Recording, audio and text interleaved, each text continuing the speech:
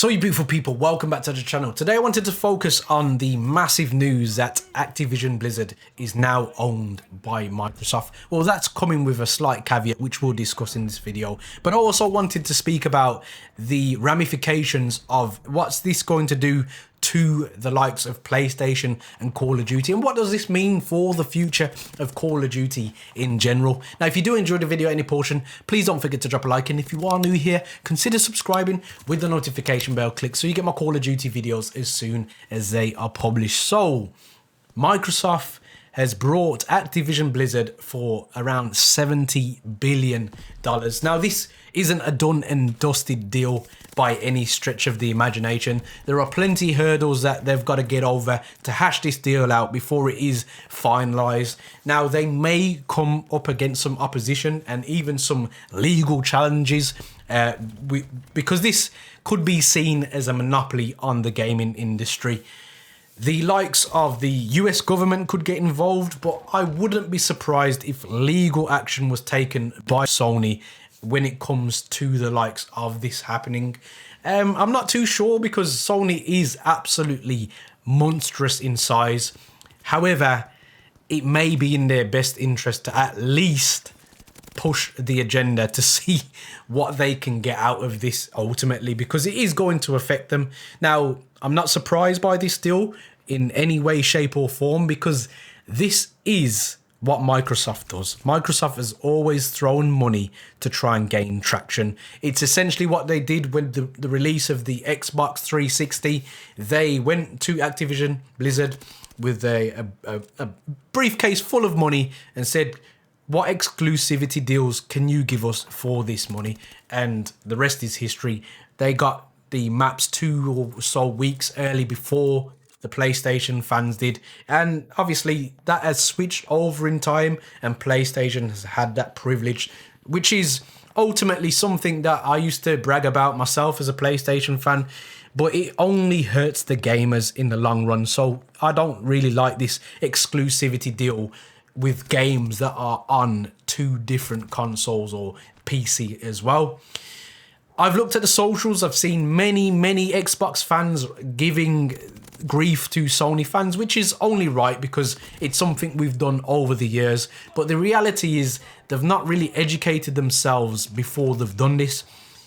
I think it would be catastrophic in terms of business if Microsoft decided not to allow Call of Duty to be produced for Sony and the PlayStation anymore, because Sony has the biggest market when it comes to Call of Duty players. Most people play Call of Duty on the PlayStation, so it would be it'd be a stupid move for them to start making this game for PlayStation. Ultimately, what they can do is profit off Sony by allowing them to have this game on there, but obviously taking a cut of the sales that are sold on it. Ultimately, that's what's going to happen, in my personal opinion. Will they go as far as stopping Sony PlayStation players playing Call of Duty?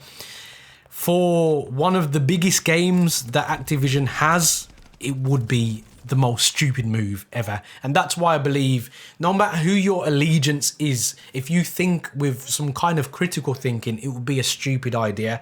On top of that, for me, a lot of people seem to forget that Sony is an absolute juggernaut. And these are the reasons why Microsoft do these kind of deals. Sony last year was number 1 when it came to gaming revenue. 25 billion was made by Sony. A lot of that was because of the absolute hotcake sales of the PlayStation 5, but a lot of that is also contributed to the PlayStation Vita, which put Sony ahead of a lot of companies for a long time. Second is Tencent with a estimated gaming revenue of 13.9 billion, and they've even got shares in the likes of Activision Blizzard.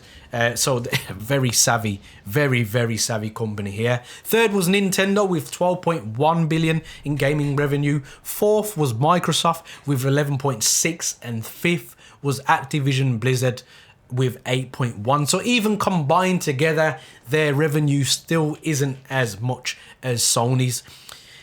However, let's move away from that. And I know a lot of people are going to say you're a Sony fanboy in the comment section. I had my PlayStation 5 the day it was released. I had it for 3 months and I sold it. You could officially say I'm now a PC gamer. Let me just talk about this before we go any further with the video. I don't care what your allegiance is, if it's Xbox, if it's PlayStation, if it's PC. If you're a Call of Duty player, then we all have something in common. And for me, it's not about which one's better, it's which one's better for your situation. If your mates are all on Xbox, go and buy yourself an Xbox. If your mates are on PlayStation, buy yourself a PlayStation, or do what I did and buy yourself a real top-end PC and get the absolute best of both worlds. That's the best I can say, because in the future I feel like consoles will start phasing out and they'll come with something more modular like a PC where you can upgrade it instead of having these 5-yearly or 10-yearly releases of new console. But anyway, back on topic. So what does this mean for Call of Duty? Well, in my personal opinion, it's a very good move for Call of Duty, simply because of some of the predatory things that have been done by Activision Blizzard, and mainly because of Bobby Kotick being the CEO. It's very clear in the last few months or so how toxic his environment and the environment he set out for his employees is, and it's obviously had a direct effect on the games being made.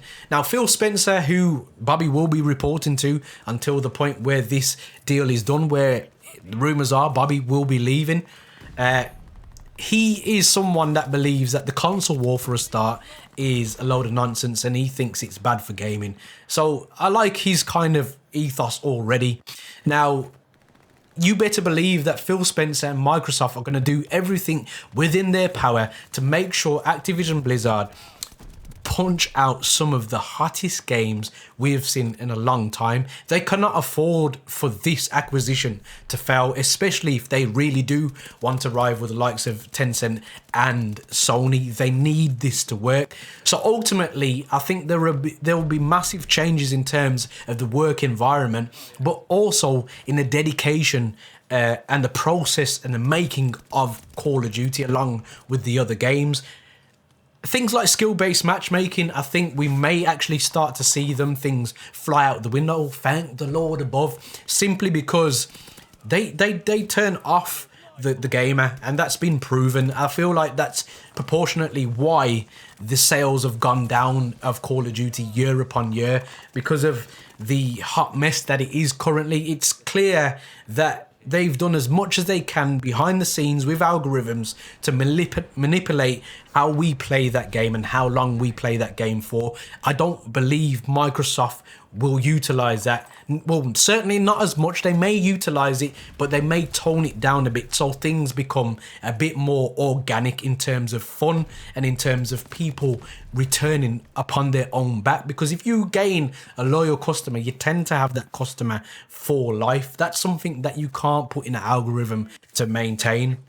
So it's an interesting thing for me. The only slight reservation I have about this deal, more than anything, is Bobby Kotick seems like it's a win-win for him, and he's going to get off lightly in respect of his treatment to his employees and how he's dealt with the game and how he's dealt with us, the consumer.